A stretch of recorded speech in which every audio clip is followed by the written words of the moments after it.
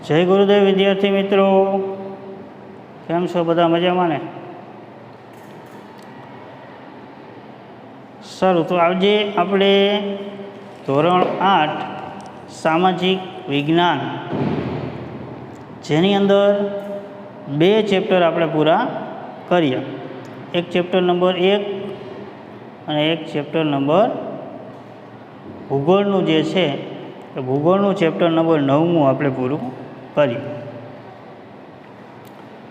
હવે આપણે ફરી પાછું ઇતિહાસનું જે ચેપ્ટર છે બીજું એ શરૂ કરવા જઈ રહ્યા છીએ.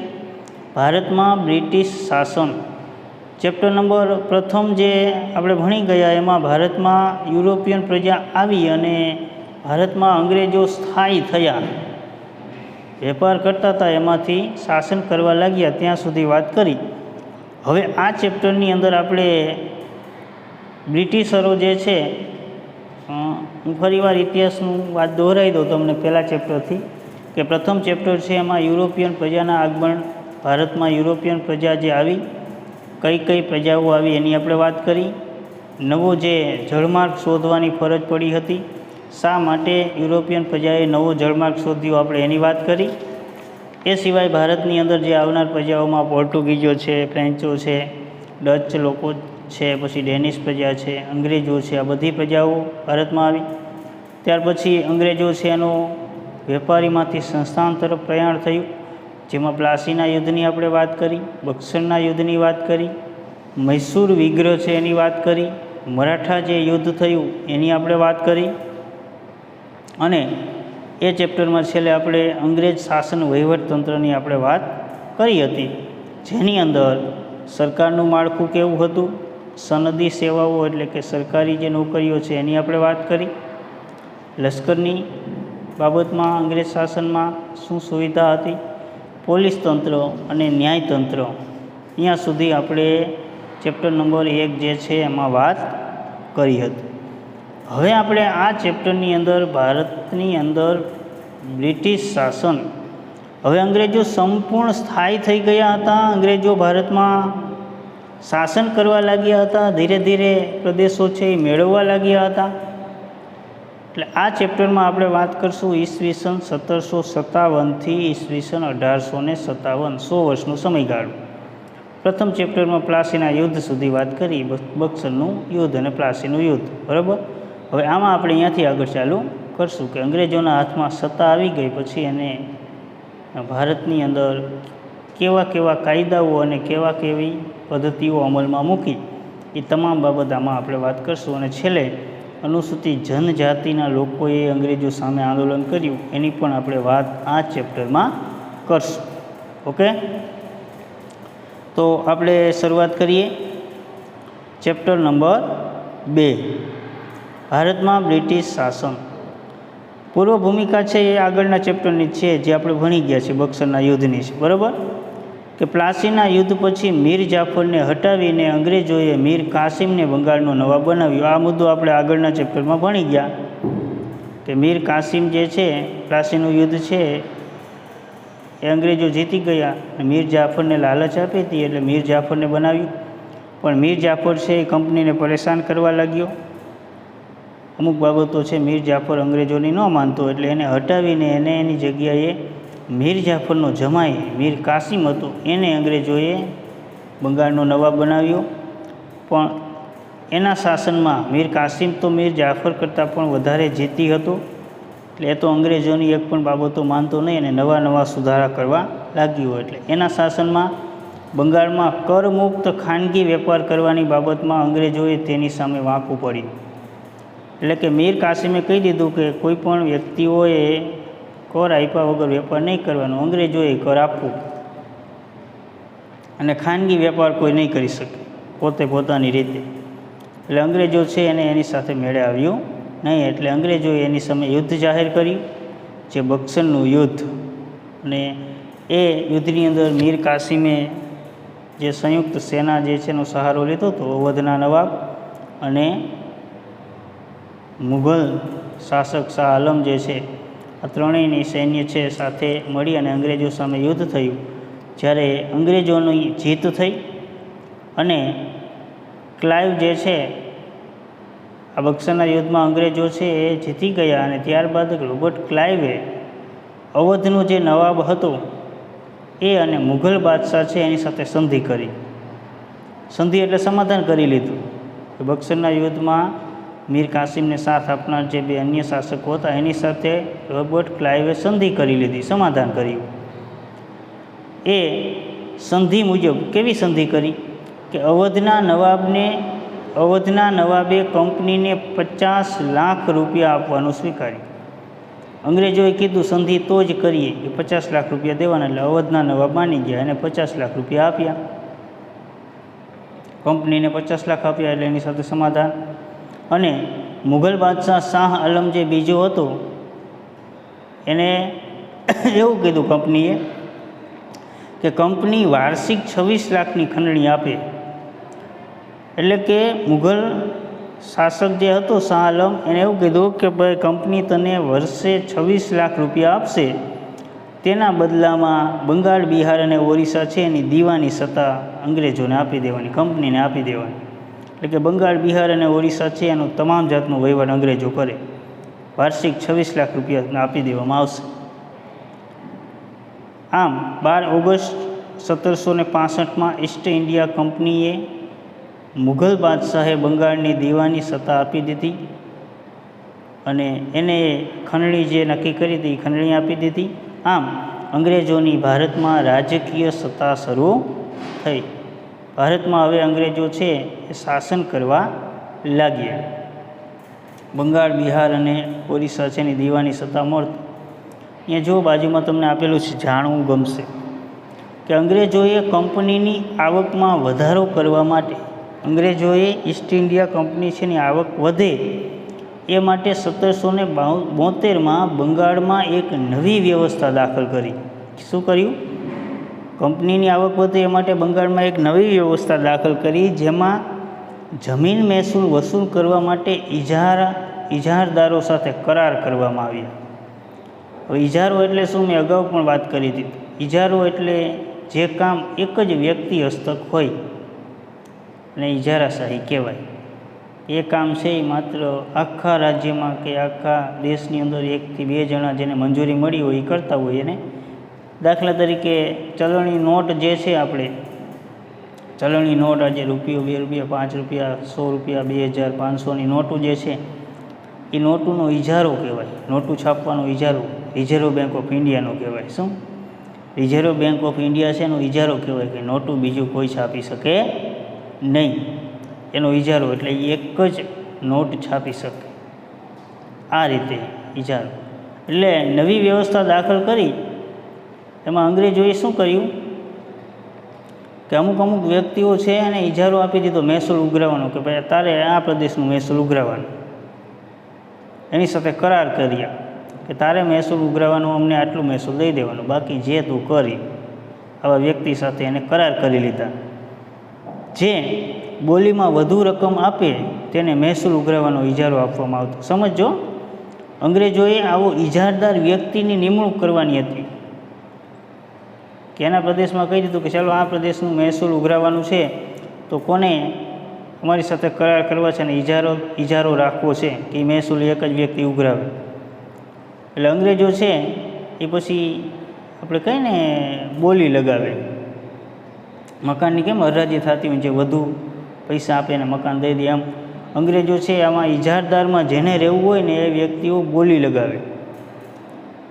બોલી લગાવે એટલે કે એક વ્યક્તિ એમ કે અમે તમને વર્ષે આટલા દઈશું, બીજું એમ કે હું વર્ષે આટલા દઈશ, મને આ મહેસૂલ ઉઘરાવવાનો ઇજારો આપો.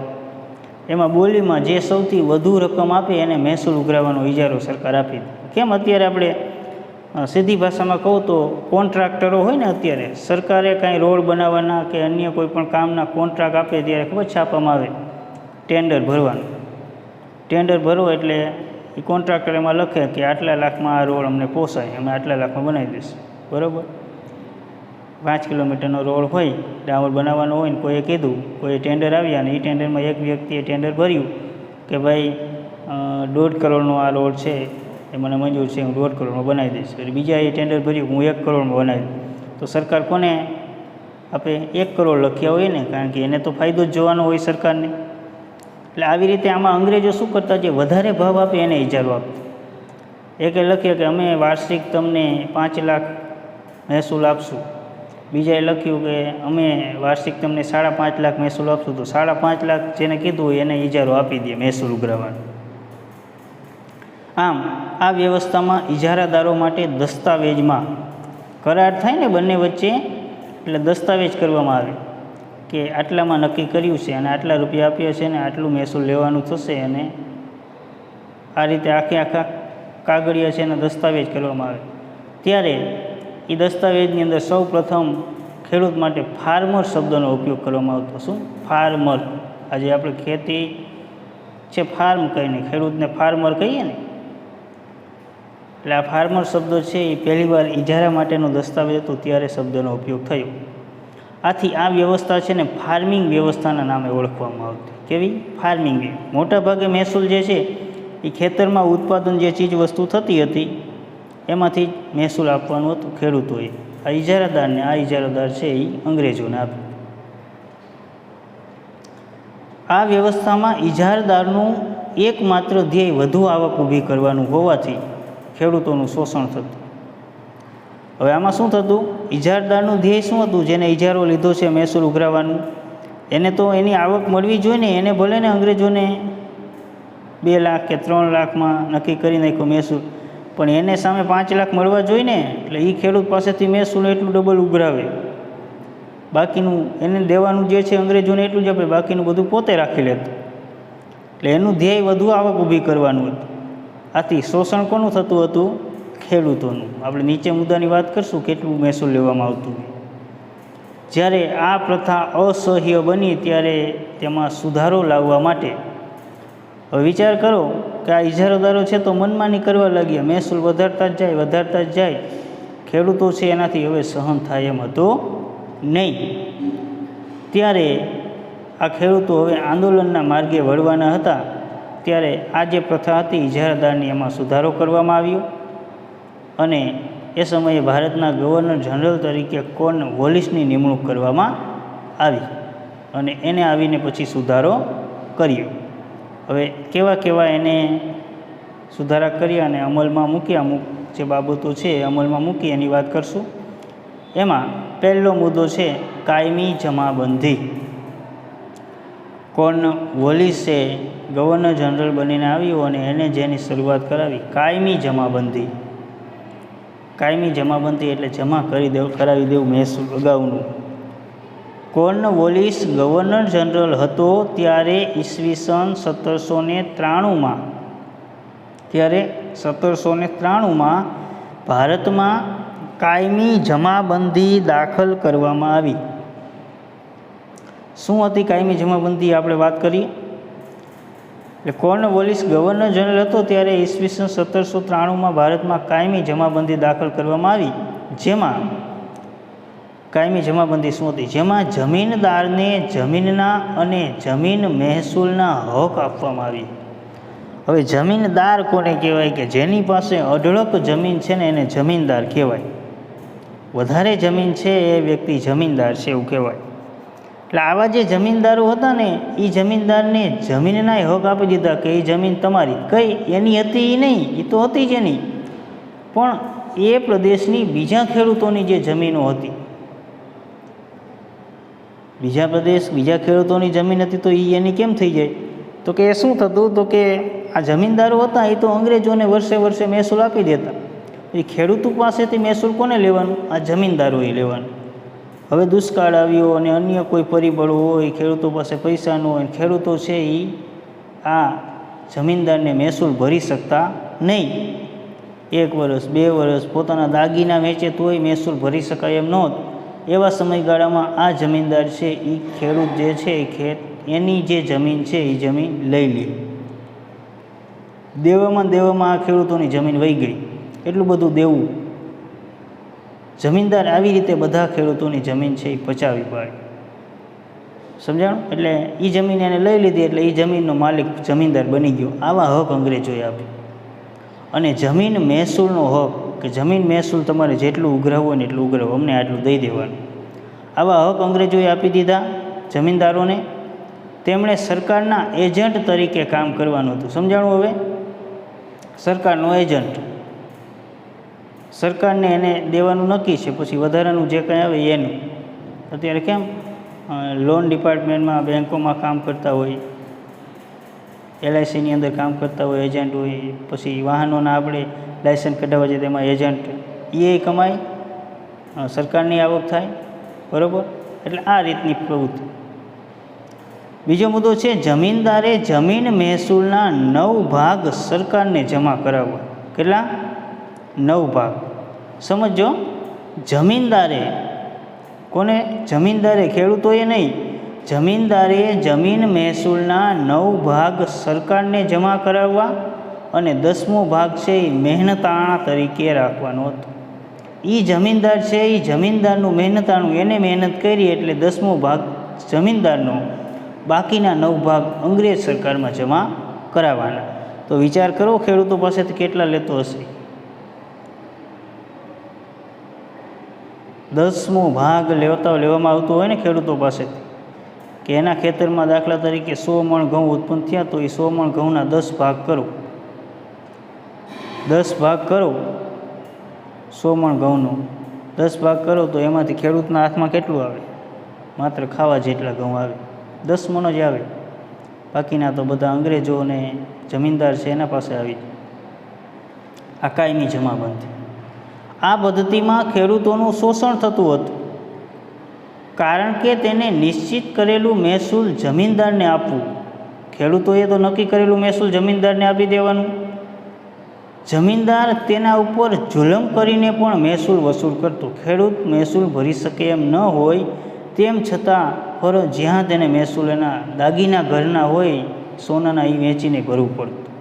ન હોય પૈસા તો કોઈ પાસેથી વ્યાજે લઈને પણ એ મહેસૂલ ભરવું પડતું. જમીનદારે દર વર્ષે નિશ્ચિત કરાર મુજબની રકમ સરકારમાં જમા કરાવવી પડતી. જમીનદારે એની સાથે કરાર કરી લીધા હતા, એટલે એ જમીનદારે ફરજિયાત નક્કી કરેલી રકમ છે એ સરકારમાં જમા કરાવવાની હોય, એટલે એ જમીનદાર છે આની પાસેથી પરાણે મહેસૂલ લે, ખેડૂતો પાસેથી.